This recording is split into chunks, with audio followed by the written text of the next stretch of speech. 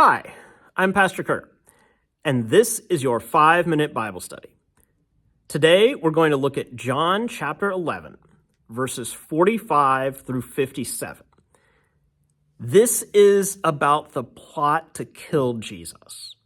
Now, this section follows right after the one I talked about in the previous video, when Jesus came to Mary and Martha after the death of Lazarus, and then he raised Lazarus from the dead. At the very beginning of this section, people are talking about what Jesus just did with Lazarus, right? They had never seen anything like this before. Some people are amazed and they're following Jesus now, but other people reported what he did to the Pharisees. And the Pharisees see this as a sign of trouble. They even say, Jesus is doing all these signs, he's performing all these things, people are starting to flock around him, he's gathering a following. If people keep following him, then Rome is going to come in, destroy our city and our nation, and then we won't be in power anymore. First of all, what kind of logic is that? How do they get from everybody's following Jesus now to Rome is going to destroy us? I don't understand how they made that jump in their minds, but they did.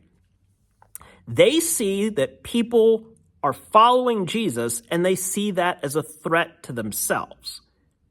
But not because they see Jesus as a threat, they see Rome as a threat. Now remember, the Roman Empire has occupied their land for quite some time now. In any case, they're in self-preservation mode. They're looking out only for themselves, and they think if we get rid of Jesus, then we won't die.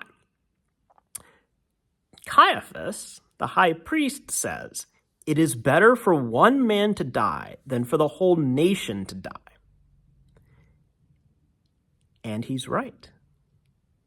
Jesus will die for the whole nation, for the whole world. He did not realize at the time the truth that he spoke. But he said it, right? It goes on that the Pharisees then start to ask around and say that if anybody knows Jesus' whereabouts, to let them know. Because they can't find him. Jesus finds out that they're calling for his head now, and now he's starting to lay low a little bit. He's trying to get off their radar. And so they say, if anybody knows where Jesus is, please let us know. Of course, this is going to lead into what Judas does, right?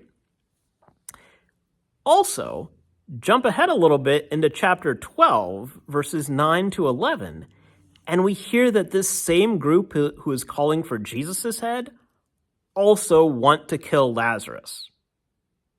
They want to make sure that Lazarus stays in the grave this time, because they know that this was the catalyst. This was the thing that got people talking. And if they can undo it, then it will give them a little bit more power. In each of the Gospels, there is some event that Jesus does that then leads into the powers that be calling for his head. In the Gospel of John, it's the raising of Lazarus. We don't hear much before this about them saying, hey, let's kill Jesus, until after he raises Lazarus. So now we're starting to transition into his passion story in John. We're not quite there, right? We're kind of in the introductory parts of that. But they're calling for it. They want it. They want Jesus to die. Go back to Caiaphas's line again, though. It is better for this man to die than for our whole nation to die. Sometimes you don't realize the truth of a statement when you say it. Caiaphas surely didn't, but it's true, right? Jesus dies for us all, for their nation, for everyone around the world, throughout time and space, right? He is the Savior of all of us. He dies, and he brings us all to new life.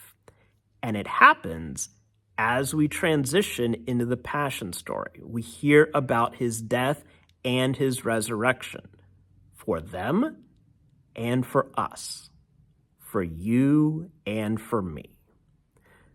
There's your 5-minute Bible study. Please remember to like, comment, share, and subscribe, and I'll see you next time. Thanks.